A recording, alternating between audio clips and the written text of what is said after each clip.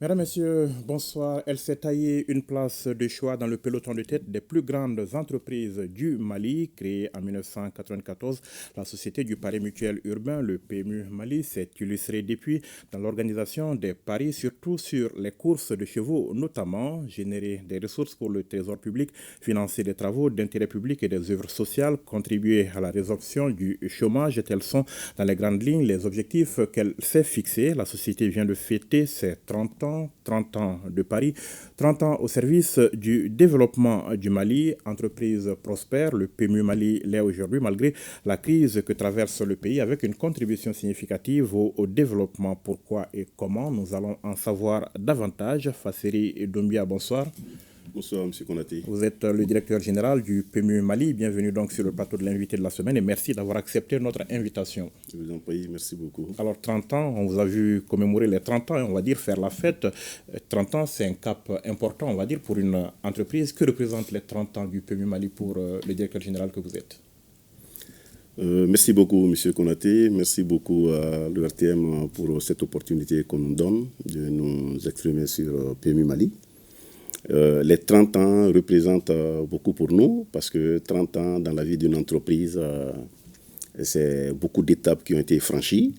Et quand on se rappelle le contexte de création de PMU Mali, c'était dans un contexte de crise, c'était dans un contexte où c'était par rapport aux 37 mesures du gouvernement du Premier ministre Abdoulaye Sekousso.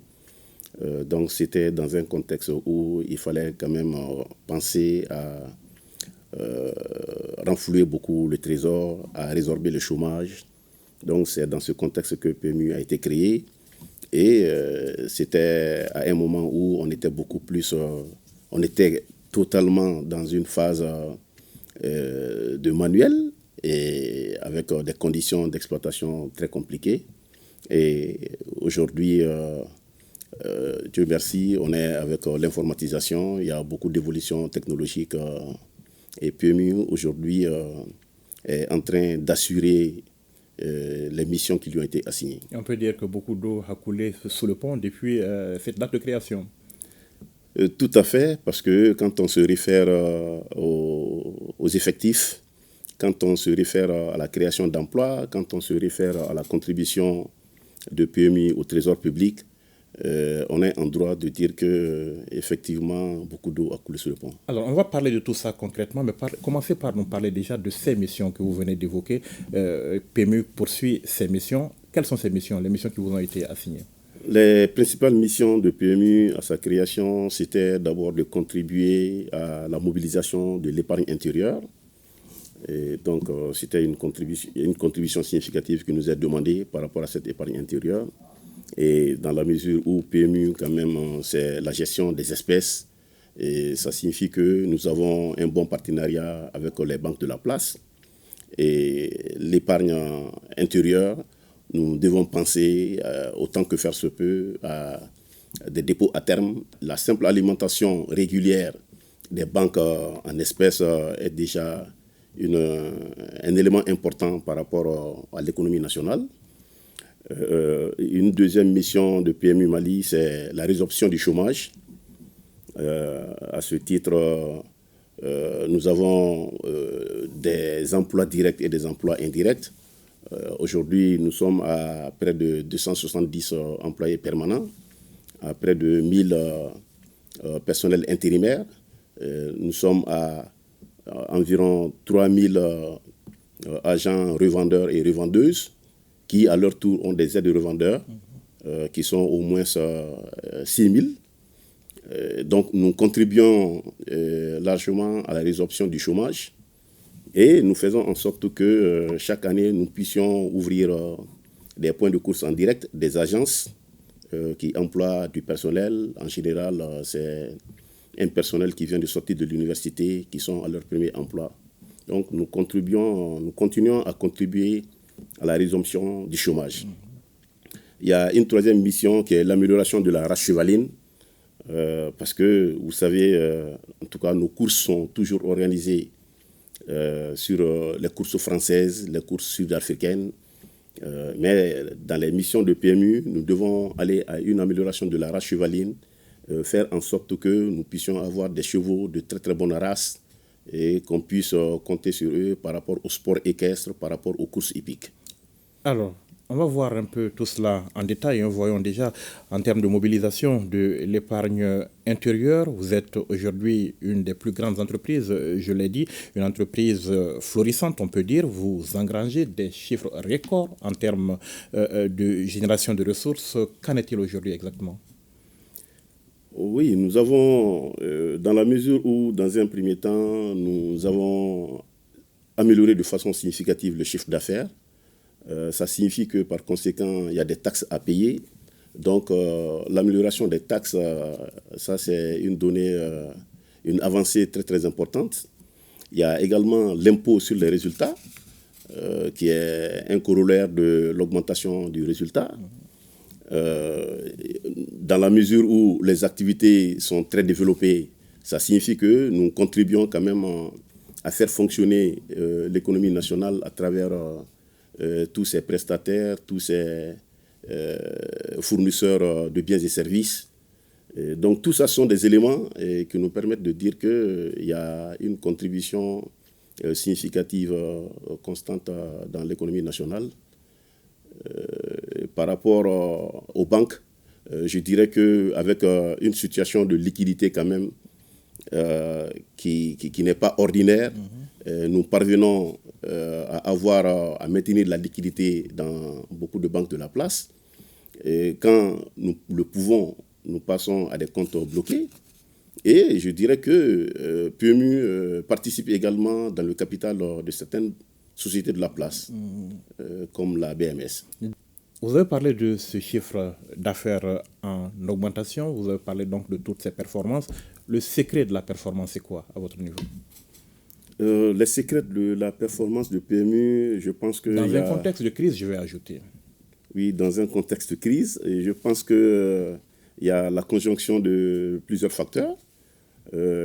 Bon, vous savez qu'en général, quand une société va très mal, quand la société est même au bord de la liquidation, beaucoup de gens accusent, pointent du doigt les autorités. De la même manière, quand la société est florissante, moi je pense qu'il faut quand même rendre hommage à ces autorités. En tout cas, pour le cas de PMU, je dirais que l'un des premiers facteurs explicatifs de la performance de PMU, c'est vraiment le contexte de bonne gouvernance avec une très bonne qualité d'écoute de la part de notre ministère de tutelle, qui est toujours à l'écoute et qui a du temps pour nous, pour échanger sur des dossiers, pour les orientations.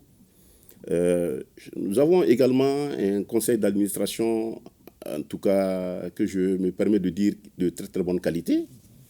Je ne vais pas donner tous les profils, mais nous avons un conseil d'administration où siègent par exemple 3 secrétaires généraux de ministères. Je pense que nos administrateurs, en tout cas, nous appuient énormément. Et il y a également le personnel. C'est un personnel qui est engagé, c'est un personnel qui est là depuis le départ et qui est attaché à cette société et qui donne le meilleur de lui-même, que ce soit les personnels intérimaires, que ce soit le personnel permanent, que ce soit les revendeurs. Des revendeurs qui sont vraiment passionnés par leur métier, des revendeurs qui s'adonnent vraiment de façon très très efficace à leurs travaux. Donc ça c'est un premier élément. Un deuxième élément, ça c'est donc cette qualité des ressources humaines du conseil d'administration. Mais il y a également la politique de maîtrise des charges. Parce que nous disons que pour faire quand même des bénéfices, il faut déjà bien acheter. Acheter ces biens et services, ça permet d'aller à une bonne économie et c'est à partir de là qu'on peut penser à faire des résultats. Donc là, ce sont quelques éléments qui expliquent la performance actuelle de PMU Mali. Alors, vous faites des bénéfices, en même temps, vous vous positionnez quand même comme une entreprise citoyenne, vous faites face à vos responsabilités sociales. Alors, dites-nous, le PMU Mali, entreprise citoyenne, qu'est-ce que vous avez réussi à faire ces derniers temps dans ce cadre? PMU Mali, entreprise citoyenne, je pense que ça a commencé dès la création de PMU Mali.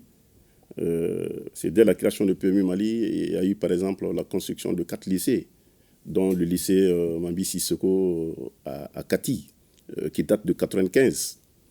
Ce statut d'entreprise citoyenne, c'est dès la création de la société. Ces dernières années, nous avons quand même pu faire un apport dans divers domaines. Nous avons par exemple fait un appui conséquent à la transition par rapport au contexte actuel, sans pour autant déterminer quelle est, disons, la destination des fonds, parce que ça, c'est un rôle régalien qui appartient aux autorités. Et nous avons également fait des appuis au ministère de la Santé dans le domaine, par exemple, des appareils de dialyse et des consommables pour ces appareils de dialyse. Et nous avons également fait une prise en charge d'enfants qui ont des problèmes cardiaques au niveau de l'hôpital Mère-Enfant Luxembourg. Et nous sommes à notre deuxième contribution par rapport à cette situation. Le dernier acte, ça c'est 3 camions bennes qu'on vient de livrer à la délégation de la mairie du district de Bamako. Alors, monsieur le directeur, ceux qui vous sollicitent estiment que vous faites beaucoup de bénéfices, mais que vous répondez de moins en moins aux sollicitations concernant les appuis. Qu'est-ce que vous répondez? Et quelle est la philosophie qui guide vos actions en matière d'intervention dans le plan social? Bon, je dirais que, en fait, notre vision par rapport à ces œuvres sociales, c'est de faire des œuvres sociales qui vont profiter au maximum de Maliens. C'est vrai que nous sommes très sollicités, mais si nous devons répondre à toutes les associations, à toutes les ONG qui nous sollicitent pour des appuis, je dirais qu'ils ne profitent pas vraiment à 1% des Maliens. Je préfère que nous puissions apporter un appui qui va profiter de façon anonyme au maximum de Maliens. Ça, c'est vraiment la philosophie générale. Et nous n'avons pas la prétention de demander à l'État ou à un département ministériel de déterminer les bénéficiaires de ces actions. C'est vrai qu'au-delà quand même de certaines actions, je dirais, qui touchent le plus grand nombre de personnes, et il nous arrive quand même d'aller vers, par exemple, des orphelinats, vers certaines couches défavorisées. Comme cette année, il y a eu par exemple des dons au niveau du camp des déplacés, il y a eu des appuis au niveau des veuves et orphelins, il y a l'orphelinat de Sanankoroba. Donc il y a quand même quelques actions peut-être ciblées, mais nous faisons en sorte que chaque fois que nous avons une contribution à faire en matière d'œuvre sociale, que ça touche le maximum de Maliens. Quand on prend le ministère de la Santé et de la Solidarité, nous avons signé une convention, par exemple, avec ce ministère sur 5 ans, parce que nous estimons qu'en intervenant avec ce ministère, nous parvenons quand même à soulager un grand nombre de malades. Et ça, c'est de façon anonyme. On sait donc, monsieur le directeur, que les besoins sont énormes, les sollicitations nombreuses, vous l'avez dit. Comment est-ce que vous comptez faire pour faire mieux, pour faire plus dans l'avenir? Faire plus et mieux, nous avons déjà pensé à la création d'une fondation. C'est la fondation PMU Mali. Les textes sont presque prêts. Nous attendons simplement de transmettre ces textes aux administrateurs pour la validation et la création effective de cette fondation qui, en plus de la gestion des œuvres sociales, aura également pour tâche de voir comment mobiliser d'autres fonds parce que nous savons que les besoins sont énormes. Et donc c'est une fondation qui va également s'attacher à mobiliser des ressources supplémentaires. Et c'est une fondation qui aura son conseil d'administration. Donc sans que les demandes ne soient soumises à la seule appréciation d'un DG ou d'une direction générale, il y aura tout un conseil d'administration avec des profils différents pour qu'on puisse aller à la satisfaction du plus grand nombre de Maliens. Monsieur le directeur, parmi vos missions, vous avez cité celle qui consiste aussi à résorber le chômage. Qu'est-ce que vous avez réussi à faire en la matière depuis la création du PMU Mali? C'est vrai que vous nous avez parlé des effectifs, mais parlez-nous en plus. Ce que nous sommes parvenus à faire en matière de création d'emplois, il y a les emplois directs et il y a les emplois indirects. En termes d'emplois directs, il y a par exemple le recrutement au niveau du personnel permanent, mais il y a également le recrutement de personnel intérimaire. Les personnels intérimaires, c'est généralement le personnel qui intervient au niveau de nos points de course en direct. Nous avons des agences un peu partout dans les quartiers, à l'intérieur du Mali. Et ces agences PCD peuvent utiliser une dizaine de jeunes universitaires qui viennent de terminer comme premier emploi. Et tout dépend maintenant de notre capacité à ouvrir de nouvelles agences. Et il y a également, au niveau d'un de nos produits, il y a des revendeurs de tickets. Ces revendeurs, nous sommes en train d'aller à une extension de nos zones d'intervention. Ça signifie que nous allons créer d'autres points de vente. Ça veut dire recrutement de nouveaux revendeurs. Et quand on sait que chaque revendeur peut, à son tour, recruter 3 à 5 aides de revendeurs, nous pensons qu'on est en train de contribuer à la résorption du chômage. On est sur une bonne lancée. Quand une entreprise marche, monsieur le directeur, les travailleurs s'attendent certainement à plus en termes d'amélioration des conditions de vie, des conditions de travail. Comment est-ce que la situation à ce niveau se présente chez vous présentement? Quand on prend déjà le niveau des résultats, je pense que les résultats sont passés d'un peu moins de 3 milliards à plus de 20 milliards ces dernières années. Et sur ces résultats, déjà, le personnel bénéficie d'un fonds social. Et en plus du fonds social, donc qui est allé à un montant très très conséquent, nous avons des gratifications spéciales. Et ces gratifications spéciales également ont connu une hausse très significative. Mais en plus de tout cela, il y a l'amélioration de la grille salariale. Avec l'accord d'établissement, nous avons, de concert avec le syndicat, procédé à une amélioration donc, de la grille salariale. Nous avons également pensé à la création, à la construction d'une cité PMU, une cité de 100 villas, avec la subvention par PMU de 30%. Et le financement sur fonds propres, donc ce qui fait que le personnel n'aura pas d'intérêt à sa charge.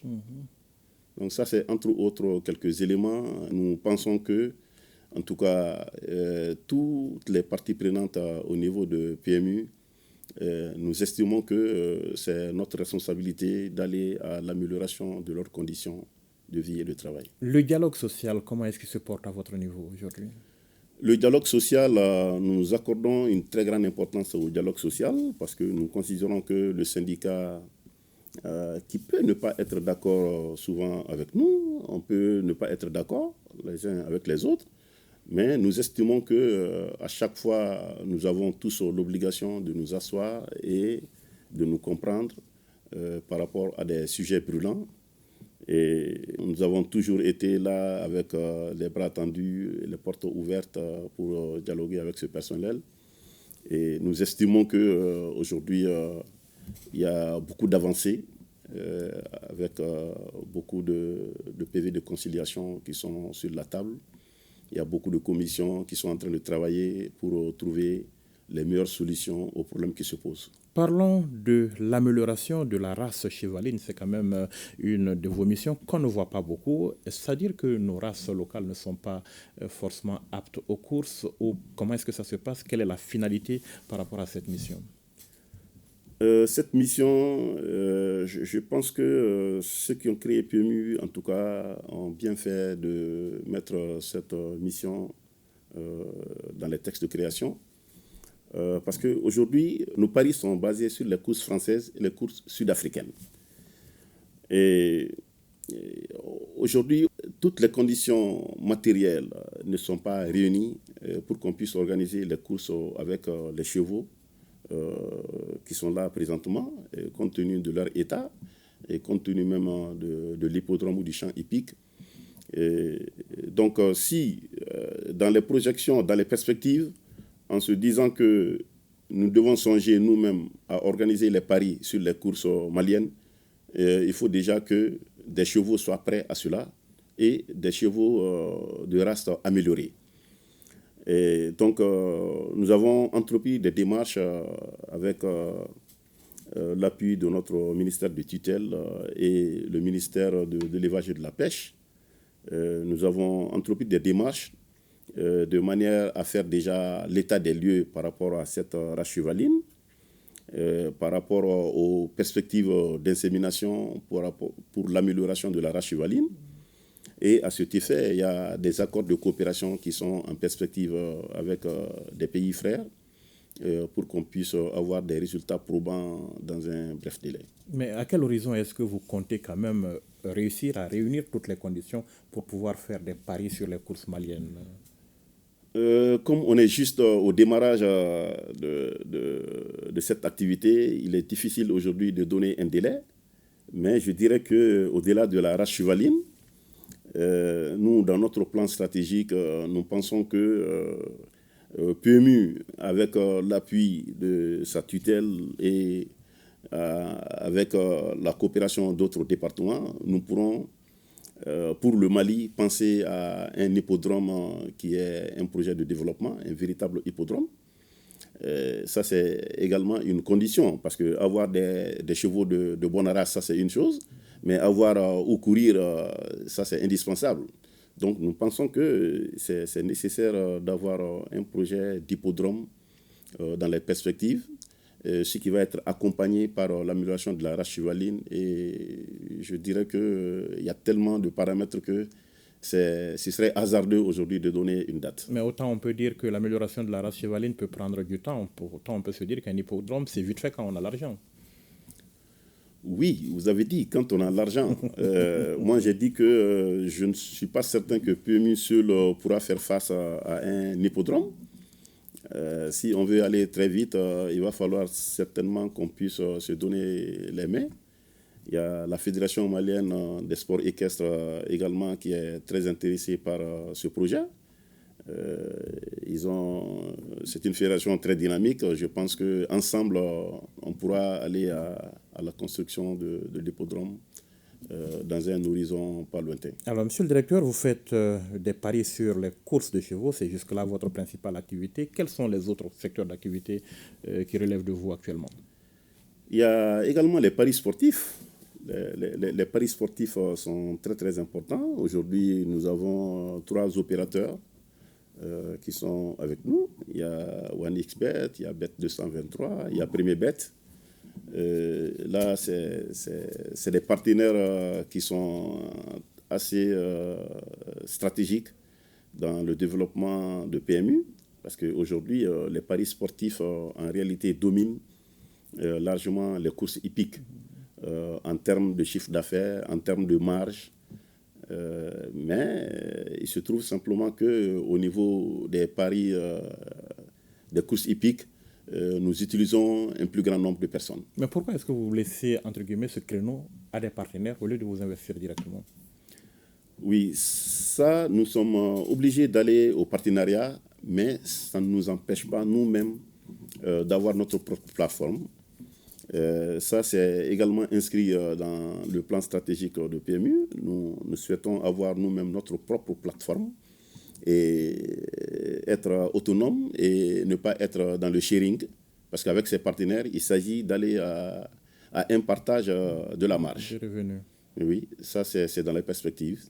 Et vos relations présentement avec ces partenaires, parlons-en. Vous avez parlé de 3 opérateurs qui exploitent le créneau des paris sportifs. Les relations avec les partenaires, elles sont assez bonnes. Il y a juste, en tout cas, le fait que nous avons souhaité maintenant quitter le déclaratif pour être avec une plateforme d'audit et de régulation.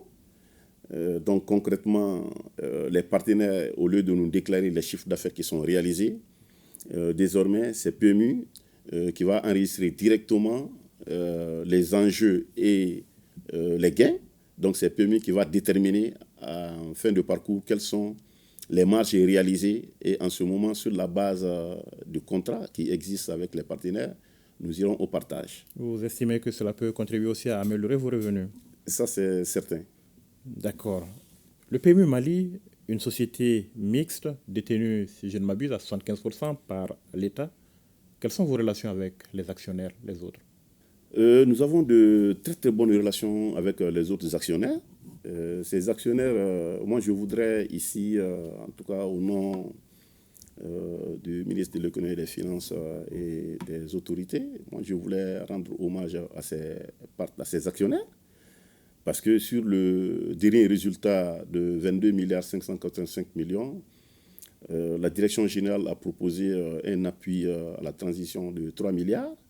Mais dans la mesure où ça doit passer à l'Assemblée générale ordinaire, l'État ne prend pas part au vote pour l'attribution de cet appui.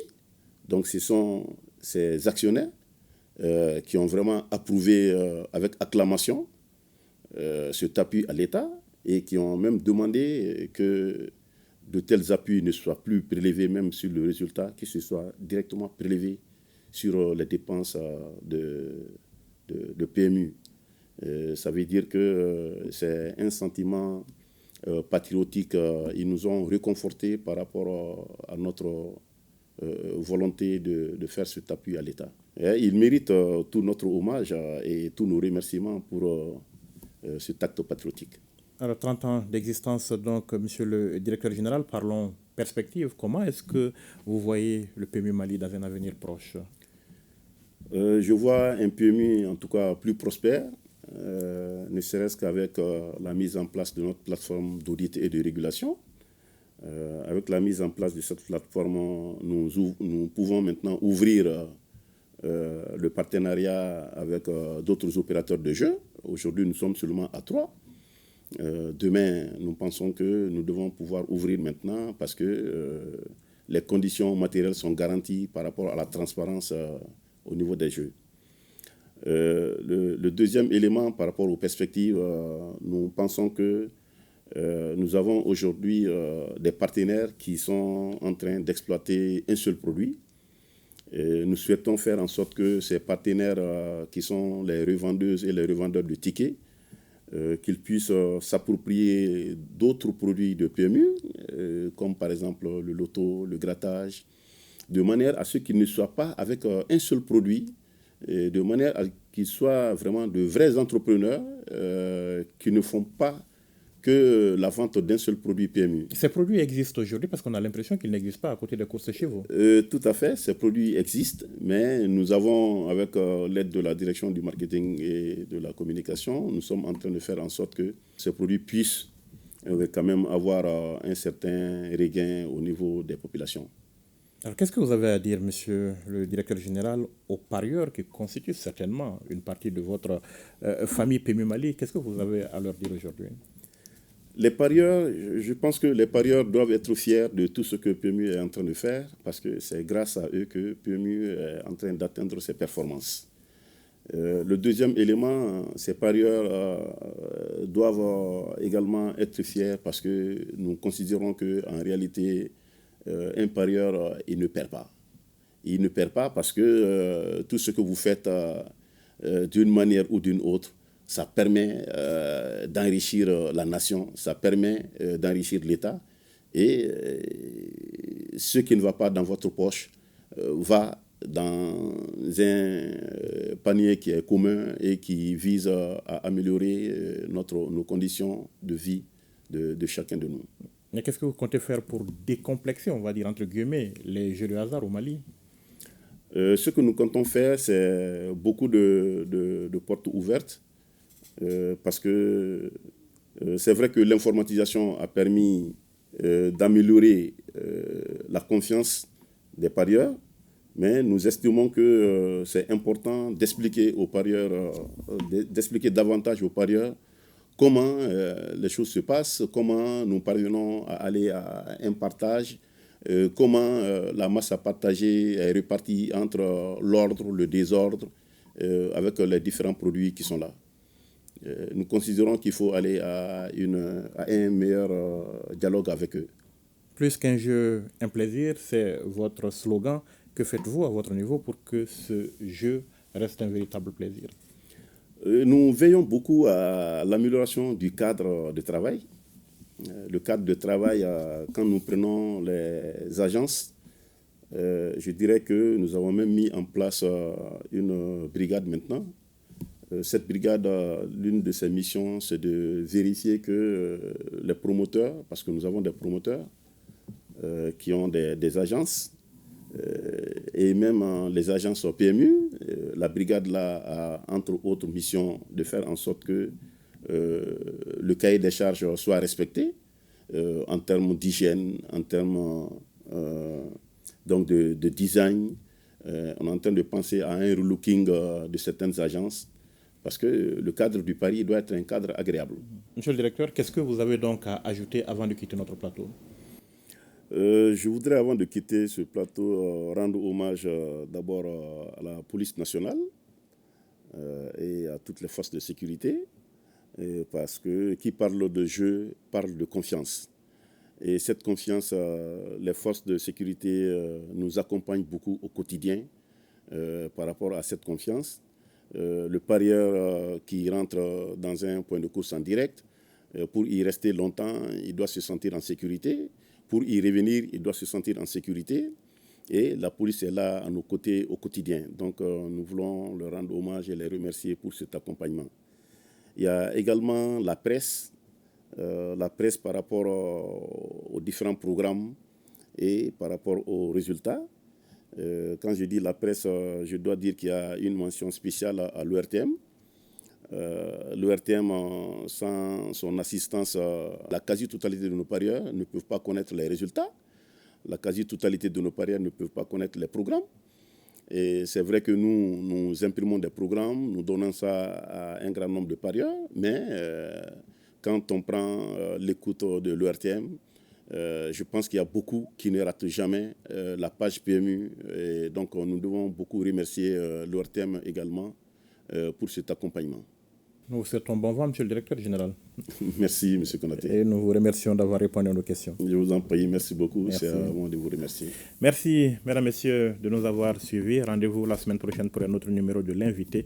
Bonne suite de programme sur le RTM.